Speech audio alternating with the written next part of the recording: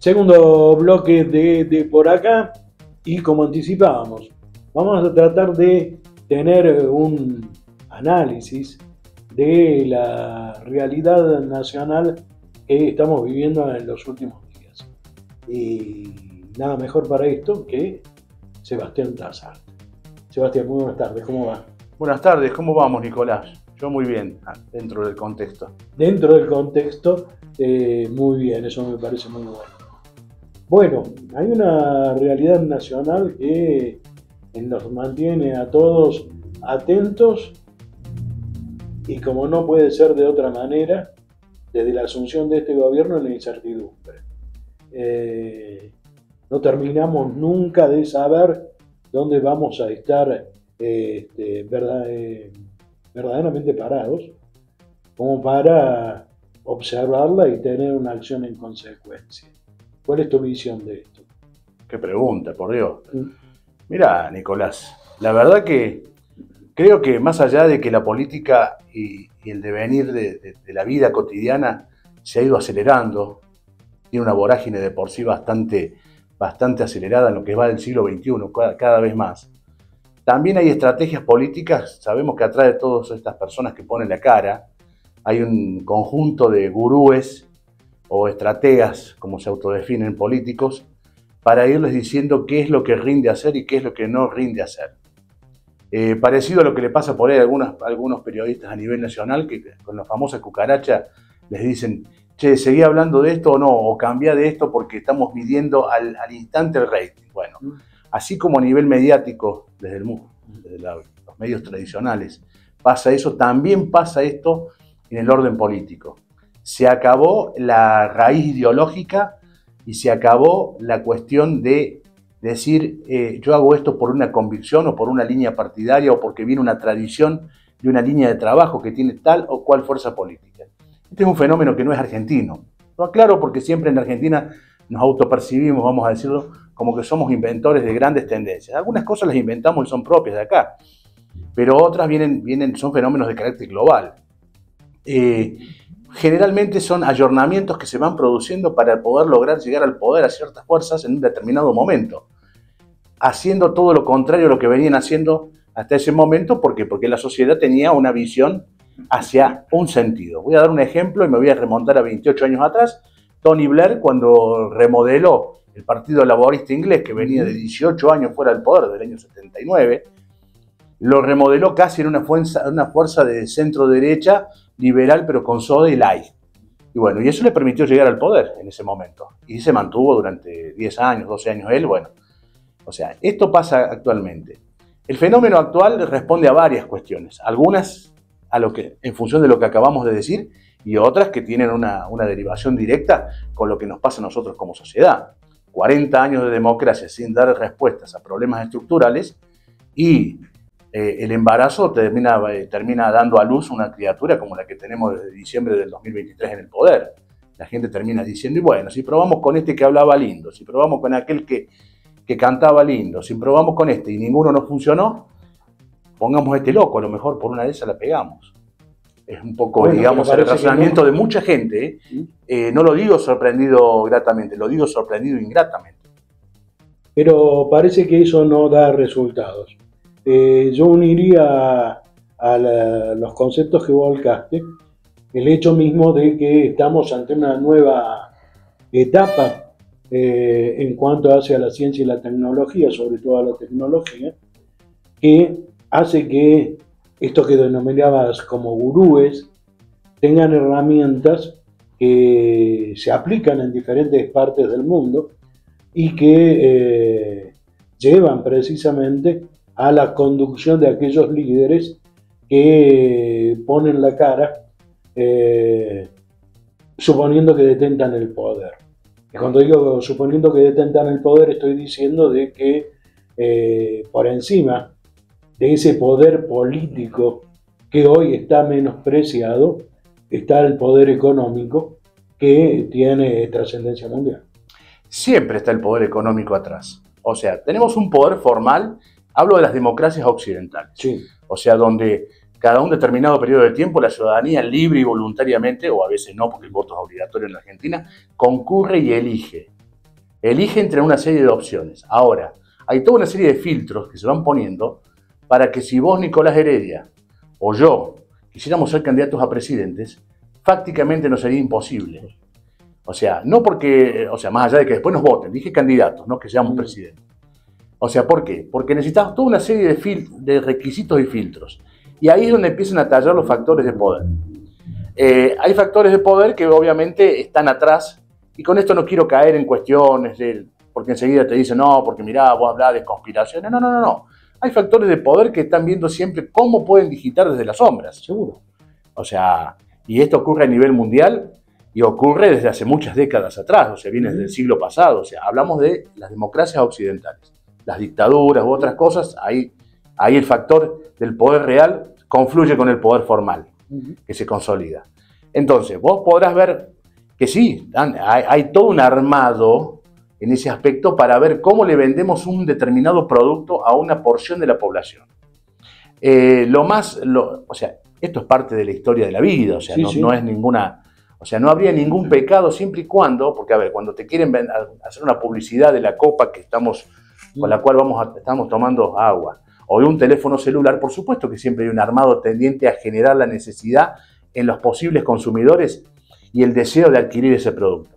El problema es cuando, para lograr eso, empieza la cuestión de la fractura social, la grieta, como se le viene llamando en la Argentina hace ya casi 2 décadas, y la división de la población. ¿Por qué? Porque una campaña para vender una copa o un celular, a lo sumo hará que el otro fabricante de copas venda menos o otra marca de celular venda menos, pero no va a terminar matando a nadie.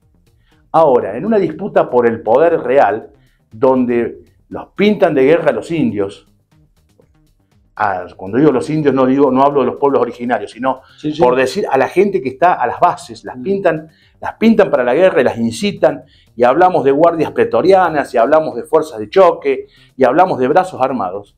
Es muy jodido. Seguro. La Libertad Avanza no creó esto.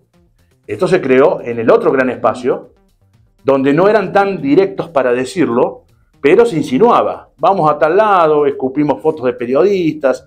O sea, una cosa es el disenso y la discrepancia.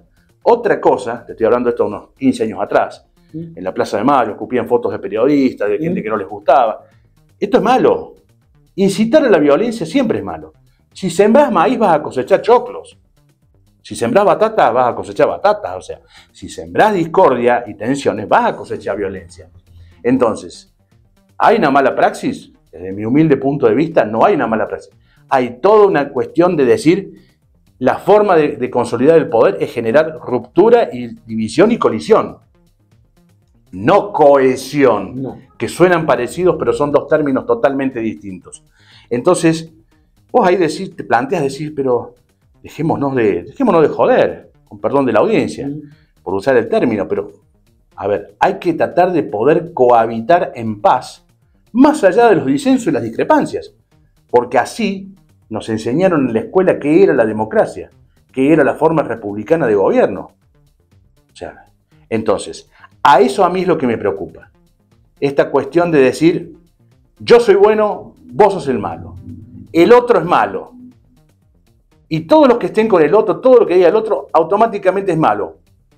Y todo lo que diga yo, automáticamente, como yo soy bueno, es positivo y es lo que tiene que ser. Esa es una cuestión de fanatismo y de dogmatismo que tarde o temprano conduce por un mal camino. O sea, a mí me preocupa, francamente. En definitiva, la gente de bien y los otros, que es lo que vivimos por estas horas. Y no sabemos realmente cuál es el concepto de ser gente de bien, porque observamos que se va desde la posible estafa a el rompimiento de los vínculos institucionales, incluso pasando por encima de la Constitución. Bueno, el problema es, primero, que es actual, entonces es más reciente, y no es pasar por encima de la Constitución y violar la ley no es un patrimonio exclusivo del actual gobierno. Lo que pasa es que lo han hecho todos, hablo de los gobiernos democráticos, lo han hecho todos de una forma u otra. la famosa excepción a la regla. Que la excepción a la regla, la excepción termina siendo regla y la regla pasa a ser un enunciado muy lindo, pero que es letra muerta. O sea, acá hay una cuestión que, si vas concretamente al tema de los jueces de la Corte, es una locura. Interpretar la Constitución de la Nación, que fue gestada en 1853 con un periodo complementario en 1860 que permitió la incorporación de la provincia de Buenos Aires a la Confederación Argentina. Interpretarla literalmente con lo de ahora, con el contexto actual. A ver, en 1860, vamos a tomar eso que es cuando se consolida el primer poder constituyente, los diputados y senadores se reunían del 1 de mayo al 30 de septiembre en sesiones ordinarias. Cuando un diputado el 1 de octubre terminó la sesión ordinaria y se volvía a Tucumán o a Córdoba, donde sea, tenía 20 días de viaje en carreta. Entonces, esa prerrogativa de que el presidente podrá designar aquellos empleos para los cuales necesite acuerdo del Senado cuando éste se encuentre en receso hasta el final de la próxima legislatura, era por una cuestión de practicidad. Se le moría un embajador o un general, o sea, hablamos de todas aquellas cosas que necesiten acuerdo del Senado. Se le moría el 3 de octubre y él hasta el 1 de mayo del año siguiente no volvía a juntar el Congreso. Y vos no te podés quedar sin el jefe del ejército o no te podés quedar con un embajador sin embajador en tal lugar. O sea, entonces, ahora, ahí hay una interpretación elástica, pero bueno, los argentinos somos especialistas en la elasticidad de las normas. La llevamos a un punto donde el elástico tiene 10 centímetros sin estirarlo y cuando lo estirás puede llegar a tener 500 kilómetros. O sea, acá hay un ejercicio abusivo de cierta prerrogativa. Cuando el presidente convoca extraordinarias entre el 23 de enero y el 21 de febrero, si no me equivoco, y deja esa ventana entre el 21 y el 28 de febrero y los designa el 25, o sea, no, a ver, está mal, porque aparte estamos hablando que una cosa es designar un embajador en comisión o algún comandante en jefe de alguna fuerza que requiera acuerdo del Senado, que son personas que dependen directamente del Poder Ejecutivo y hacen a su cometido. Y otra cosa muy distinta son los jueces de la Corte Suprema de Justicia de la Nación. Son un poder independiente. Que es un trámite, como se llama en derecho, un trámite complejo porque son a propuesta del Ejecutivo con acuerdo del Senado. Entonces, actualmente, supongamos que la Corte tuviera todos sus miembros y mañana llega una causa donde un abogado o una de las partes es pariente directo, cercano a uno de los jueces de la Corte. Obviamente se va a tener que apartar. Sí. Y hay un mecanismo para eso, los famosos conjueces. Se hace un sorteo entre los integrantes de las cámaras, o sea, hay un listado de conjueces. Como pasaría con cualquier tribunal inferior y hasta en la cercanía nuestra, donde el juez de tal tribunal, de Cosquín, por decir un ejemplo, y viene un pariente con un problema y él se va a tener que apartar y será designado otro juez, o se remitirá a otro tribunal la causa, o sea, ¿por qué? Por una cuestión lógica. Ahora, de ahí a decir la Corte no podía funcionar.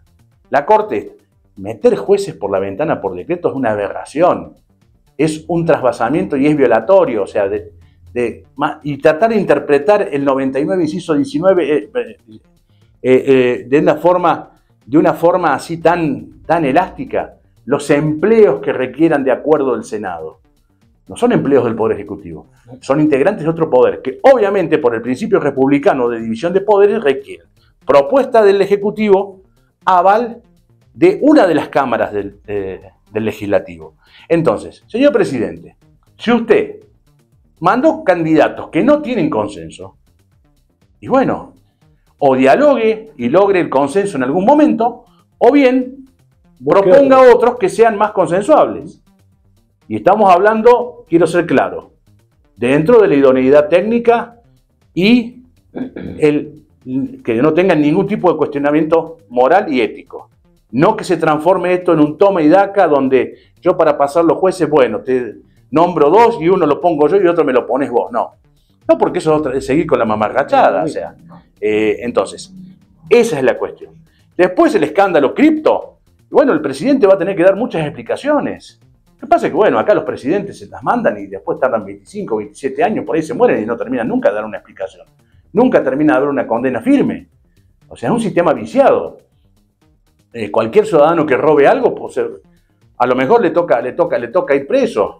A lo mejor en el plazo del proceso llega una condena. O sea, llega o no. O sea, no sabemos, pero Lo que sí está seguro que si tenés en la Argentina poder y dinero, casi que tendrías en un 90% garantizada la impunidad. Algunos de vez en cuando son condenados, o sea, vudú, debido.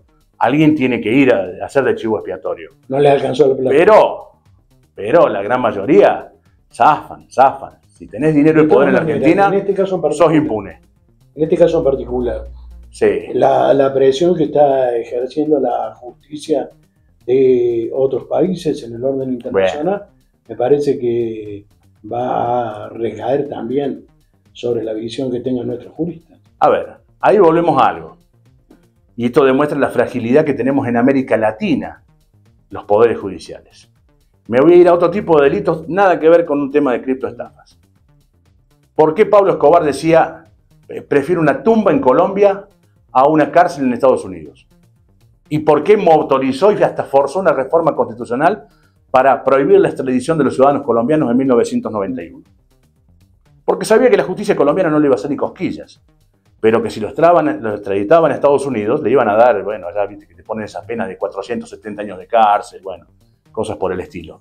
O sea, no salís nunca más. ¿Por qué el Chapo Guzmán, o sea, trataba de ver cómo evitaba ser extraditado? Porque la justicia mexicana no le hacía ni cosquillas. Lo mandaron a una cárcel, después cavó un túnel, un poco más, entraba y salía cuando quería, ¿me entendés? O sea, pedía la pizza por delivery y venía por el túnel, o sea. Ahora, cuando la última vez que lo agarraron y ahí nomás dijeron se va, se lo mandaron a Estados Unidos, y bueno, creo que tiene una condena de 150, no me acuerdo ahora bien, lo condenaron a 2, 3 años atrás. Bueno, el tema es cuando vos utilizás el circuito financiero y la moneda estadounidense para perpetrar ciertas estafas, a la corta o a la larga, la historia ha mostrado hasta ahora, no lo sé, en estos próximos años con este regreso de Trump, ha demostrado hasta ahora que la justicia de Estados Unidos ni olvida ni perdona. Y acá se han utilizado dólares estadounidenses para convertir a una de estas, para mí son estas fantochadas, respeto a quien lo haga, pero estas criptos yo no las entiendo, no puedo hablar porque no entiendo de eso. Y ha habido una maniobra. A las 7 de la tarde subo un tuit, yo presidente de la nación, entran un montón de tipos, compran de esta mercadería intangible, sube el precio velozmente y de repente alguien la agarra y hay un término en inglés, pero a mí no me gusta usarlo, a mí me gusta decir, te movieron la alfombra. De repente vienen y venden y se desploma el precio. Alguien aprovechó la volada, alguien sabía que a tal hora una persona muy conocida y muy notoria iba a hacer este tipo de operatoria, y más si es un presidente. Encima, bueno, él la publicita, la difunde, te manda el link, ¿me entendés? Te dice, toca acá, mirá, estos muchachos van a hacer, vengan las inversiones para que el productor argentino tenga capital con el cual generar crecimiento económico. A ver, yo me enteré el otro día, O sea, te voy a ser muy sincero, la mañana siguiente, ese día, a la tarde, no sé, a la noche, no sé, era un viernes, creo, sí, el día de San Valentín. El día de San Valentín. Bueno, yo me enteré el otro día cuando le dijo, ¿qué? ¿Cómo? O sea, son modalidades, o sea, van cambiando las modalidades del curro. La política chorean y chorean todos. O sea, chorean todos y chorean con 2 manos y no chorean con 4 porque tienen 2 nomás, o sea. Entonces, van cambiando, o sea, en un momento eran valijas, después eran bolsos transportados con remiseros que anotaban en libretitas y después iban guardando por las dudas que en algún momento me quieran, me peguen me fleten. Después era con offshore, hemos tenido presidentes que también muy partidarios de usar las offshore, porque bueno, el papá creo que les enseñó en algún momento a hacerlo. Y ahora, bueno, ahora estamos con esta nueva modalidad, o sea, hay cosas raras, o sea. A ver, Nicolás, ustedes, periodistas, sus colegas de la zona, pidan una audiencia a la Secretaría General de la Presidencia porque quieren entrevistarlo al presidente Javier Milei. ¿Está? No, si es reelecto, tal vez la consigan para el 2032, o sea, un año después que deje de ser presidente. Yo pido hablar con el presidente, un simple ciudadano común. Y mira, ni me van a contestar el pedido de audiencia, o me van a mandar un mail, seguramente ahora todo digital, su pedido ha sido derivado al área correspondiente, apenas tengamos una respuesta nos estaremos contactando con ustedes, saludos cordiales. Y de repente, este chico coloradito que viene de Estados Unidos con otros 2 más, entraron, un poco más faltó que pusieron los pies arriba del escritorio, se sacaron fotos, selfies, no sé si habrán comido, tomado algo. Este hombrecito subía las fotos chocho porque me hace acordar un poco a Menem, cuando le susurraban en los oídos, Carlitos, sos alto, rubio y hermoso, le decían desde afuera. Y él se creía que era alto, rubio y hermoso. Y después cuando aprovecharon que fue funcional, después cuando a la hora de los bifes, yo no vi a ninguno de todos esos acompañaron el calvario judicial que lo guió a Menem desde el 99 que dejó el poder hasta 2021 que murió. O sea, bueno, ahí está la cuestión. Acá lo que pasa es que como cada vez se degradan más y cada vez gracias a esta revolución tecnológica las cosas se saben más, ahora en tiempo real este muchacho dijo, no, yo sí, pero a este lo trataba encima como lo trapeaba, no me acuerdo de la expresión, hace lo que dice y le tiré una plata a la hermana, o sea, no sé si es cierto o no. Ahora, si no es cierto, si el presidente está seguro de su inocencia y que fue estafado en su ingenuidad por decir, bueno, vi una gente que acá quería ver cómo traía inversiones, lo cual es legítimo buscar inversiones para tu país. Seguro. Bárbaro. ¿Por qué se oponen a una comisión investigadora en la Cámara de Diputados? ¿Por qué se oponen a una comisión investigadora en el Senado? ¿Por qué no comparece él mismo desde el día 1 y ponerse a disposición en el tribunal correspondiente? O sea, si estás libre de pecado, si yo soy inocente, yo vengo acá y quiero lavar mi nombre. Y hago todas las acciones judiciales para pedir la extradición ante un tribunal que pide la extradición de estos sujetos que son los que perpetraron la estafa. O sea, bueno, hacer ruido. Obviamente que a veces hay algunos personajes que son los que lo señalan a él, que como no tienen un buen prontuario, terminan deslegitimando el reclamo, o sea. Pero bueno, hace ruido, o sea, son cosas que están mal. O sea, un presidente no puede involucrarse en ningún tipo de negocio durante su mandato. Lo dice, no lo digo yo, lo dice la Constitución. Pero bueno, la Constitución un poco que es, les importa muy poco a los gobernantes de turno. Sí, es todo un tema. Y es el indicativo también de un sistema que necesita recomponerse. Y que la necesidad de recomponerse pasa por lo que usted decía al principio. Los partidos políticos han perdido vigencia y han perdido precisamente aquellos principios liminares e ideológicos que los hacían fuertes y confiables. Evidentemente que es así, o sea, la crisis de representatividad no es algo que, uy, qué lástima, me salió mal, qué pasó, cayó tormenta y no estaba en el pronóstico del tiempo, o sea, no. La crisis de representatividad, la dirigencia la supo construir, la fomentó y no le importó. O sea, vamos a 1983, yo tenía 9 años, Luder cerró en Buenos Aires con 800.000 personas y Alfonsín cerró con 800.000 personas, en la 9 de julio. O sea, y fue con 2 días de diferencia el acto de cierre en el Obelisco y que llegaba casi hasta el Retiro.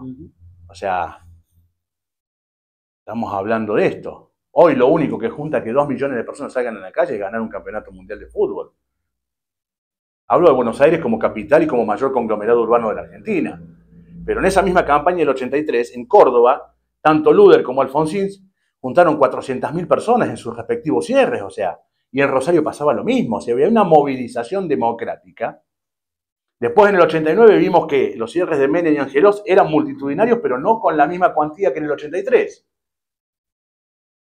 En el 95, los cierres de Menem, que iba por la reelección y que finalmente ganó, Bordón creo que por el Frepaso y Masachés y Hernández la fórmula de radicalismo que salieron terceros, juntaron gente, pero ya no era más la 9 de julio, ya eran estadios, donde la capacidad es de 50, 60, 70.000 personas, o sea, entonces vamos viendo que evidentemente la gente se va desencantando. Los 2 grandes partidos de la Argentina en 1983, el gobierno militar había declarado la caducidad de todas las afiliaciones existentes hasta el año 76. Tuvieron que salir a afiliar gente nuevamente.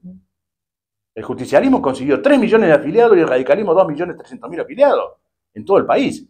Hablando de una Argentina en 1983 que tenía 28 millones de habitantes, o sea, no hablamos de la Argentina de hoy que tiene casi 50.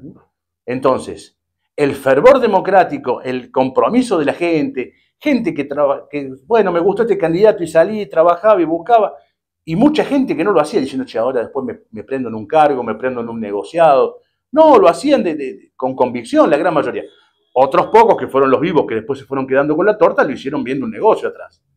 O sea, era gente que antes de ser de un partido vio que podía ganar el otro y en esa campaña se reconvirtieron, o sea, y no andan lejos algunos personajes. No. Entonces, ahí está la cuestión. La dirigencia tradicional fue el sujeto activo que generó esto. La ciudadanía, y nos tenemos que hacer cargo todos, somos el sujeto pasivo que permitimos esto. O sea, es todo un tema que habla de cómo somos a nivel sociológico los argentinos. O sea, somos demasiado permisivos y demasiado tolerantes. Y el día que explotamos, explotamos de cualquier forma. Pero mientras tanto, nos han ido expoliando y saqueando a lo largo de 41 años de democracia. O sea, y esto los abarca a todos. ¿Cómo? Estaremos en la bisagra que nos permita volver a retornar a las bases y desde ahí generar un nuevo sistema, o al menos perfeccionar el que tenemos. A ver, siempre se puede mejorar. Tiene que haber vocación y voluntad de mayorías importantes. Siempre se puede mejorar. Y siempre se puede cambiar para bien. No voy a hablar de lo contrario porque eso es negativo. Siempre, o sea. Ahora, el tema es que esté la voluntad de mayorías de decir, bueno, esto no se discute más. O sea, hay un logro. Y lo voy a decir porque es la verdad. Antes, cuando un gobierno no gustaba, había gente que decía, acá tienen que volver los milicos. Se acabó la historia. En 1987, cuando fue Semana Santa, y que corrió riesgo el gobierno del presidente Alfonsín, yo vi en mi pueblo y en un montón de lugares, no solamente radicales, vi a peronistas diciendo, yo no lo puedo ni ver Alfonsín, pero acá la democracia no se discute, y lo voy a bancar y lo voy a sostener, porque no quiero que vuelvan los militares. Ese fue un avance.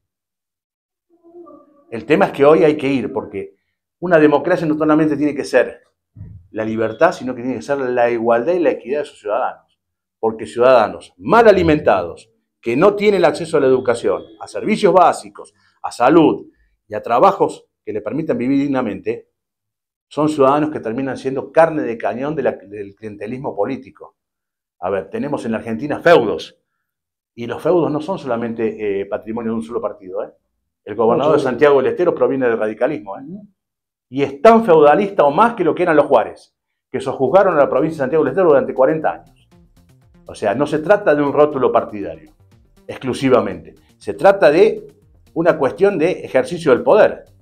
A ver, ahora no puede ser reelecto, va a poner a la mujer de nuevo. Y va a ser senador, y dentro de 4 años vuelve él por 2 mandatos más. O sea, entonces, reelecciones indefinidas. Infran, en Formosa. Los ADI volaron por los aires porque se la mandaron con el tema de María Soledad, o sea, y la complicidad del poder. Los Rodríguez A duraron de una forma u otra 40 años. O sea, un día se acabó, pero se acabó a media, porque hay uno de los Rodríguez A que salió con el actual gobernador, o sea, no hay sistemas perfectos. Como dijo Winston Churchill, dijo una vez, la democracia es el peor sistema de gobierno que existe, con excepción de todos los demás. Como diciendo, no es el mejor, es el menos malo. El tiempo dirá. El tiempo dirá, pero los tiempos se agotan. Por supuesto, porque la vida de cada uno de nosotros transcurre. Y uno quiere ver resultados para nosotros mismos, o para nuestros hijos, o nuestros nietos, los que ya somos abuelos. Quiere ver resultados ahora, o en el mediano plazo. O sea, ¿por qué? Porque nuestros ancestros también se fueron teniendo esperanza y murieron sin ver esperanza de que esto salga adelante. No hay nada más triste que aquellas personas que tengan que ver que sus hijos se van a otro país porque no encuentran acá, no encuentran cómo insertar un proyecto de vida. Y estamos hablando de minorías, porque no todo el mundo puede permitirse decir me voy a otro país a trabajar o a vivir. El resto está encadenado a este sistema y condicionado.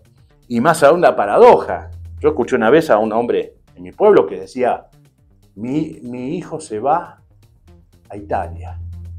Dice, qué cosa insólita, ¿no? Un hombre grande que ya murió. El hijo se le fue cuando fue la crisis de 2001. Mi papá vino de Italia, dice, porque estaba Italia destruida de punta a punta por la Segunda Guerra Mundial y no había qué comer. Dice, ¿sabés qué comíamos nosotros? Dice, después que terminó la guerra y volvíamos caminando a lo mejor 200, 300 kilómetros hasta nuestro pueblo, no había que comer, arrancábamos un yuyo de la tierra y nos lo pasábamos por la boca como para tener gusto a algo. Dice, sea, por eso vinimos acá. Y es verdad, nadie se va a otro lado a vivir por gusto. Puede ir a vacacionar si el bolsillo se lo permite y está bárbaro, está genial, ¿qué pasa? Pero que vos te vas a ir a vivir a otro lado por gusto. O sea, mi abuelo materno huyó de Italia por el fascismo. O sea, mis bisabuelos también maternos por otras ramas salieron del País Vasco por temas de confrontaciones y guerras civiles. O sea, nadie se va por gusto. Entonces, hoy, como usted dijo muy bien, el tiempo apremia. Por supuesto, ¿por qué? Porque la historia del mundo será muy larga, pero la vida, la expectativa biológica de las personas es muy finita y es corta, 70, 80, 90 años con suerte. O sea, y uno, por supuesto. O sea, yo cuando volvió la democracia tenía 9, hoy tengo casi 51. Y lo único que veo en 42 años casi es que esto no es que cada vez va mejor, que va siempre un escaloncito peor. Y a veces un escaloncito de esos altos. Sí, esa declinación es la que obliga hoy al que el ciudadano sea el que tenga que poner nuevamente las cosas en su lugar. ¿Estaremos preparados cuando vos me decís que tenemos juventudes que pasan hambre, que no tienen educación, que les falta medicación? A ver, es complicado.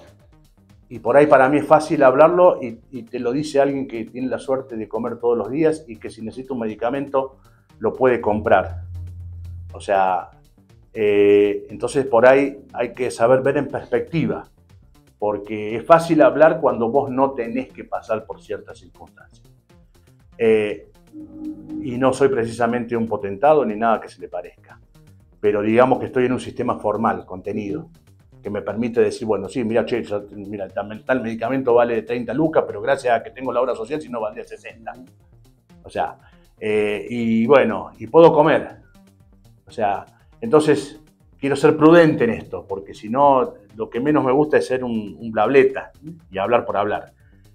La gente que pasa necesidades extremas no tiene a veces la posibilidad de poder discernir y ver cómo construye un sistema de gobierno y político que sea potable. Lo anhela a nivel intuitivo, lo anhela porque anhela ver una luz al final del túnel. Pero no se puede, lamentablemente, muchos permitir decir, voy y genero un grupo político con el cual hago esto y salgo a pregonar. No, porque todos los días salen a changuear y a ver cómo levantan los mangos para poder poner en la olla de su casa. Sobrevivir.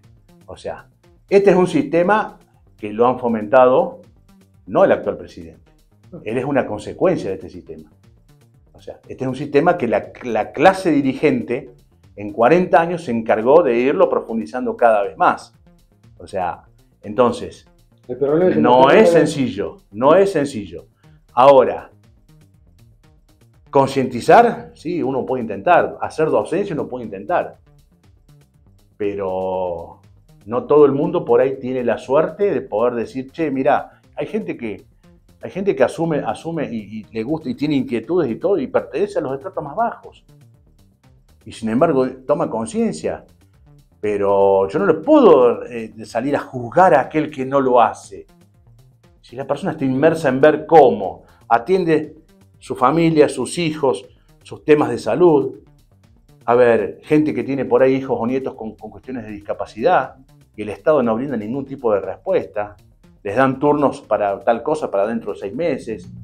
Para hacer un papelito, por ahí tienen que estar peregrinando por una oficina, otra oficina y por ahí.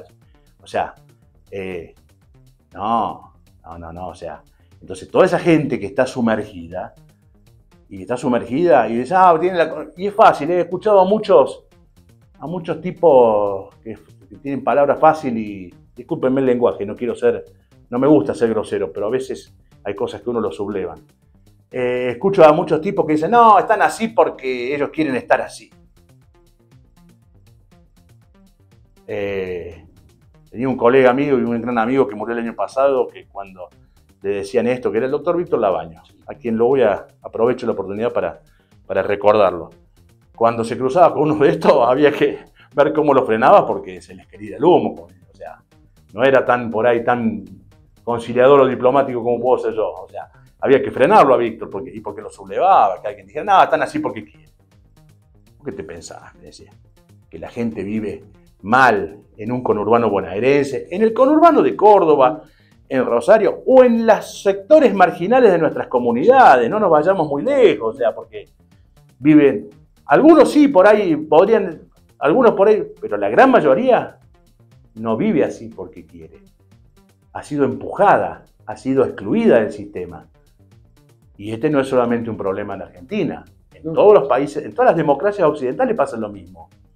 O sea, yo no he ido nunca a Nueva York, pero gente que ha ido te cuenta que ve la noche gente durmiendo afuera, en las calles, y con días que hace 10, 15 grados bajo cero en invierno.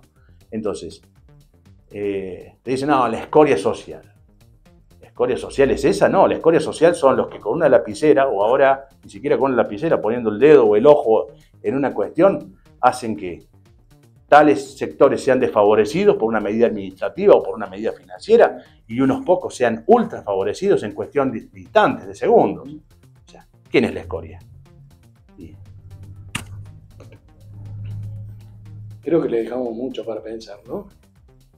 Al menos ha sido una charla realmente interesante, la que acabamos de tener con Sebastián, a quien vamos a ver a menudo en los próximos tiempos. Gracias, Sebastián. No, gracias a ustedes, como siempre. Bien, nosotros nos encontramos el próximo martes. Hasta entonces.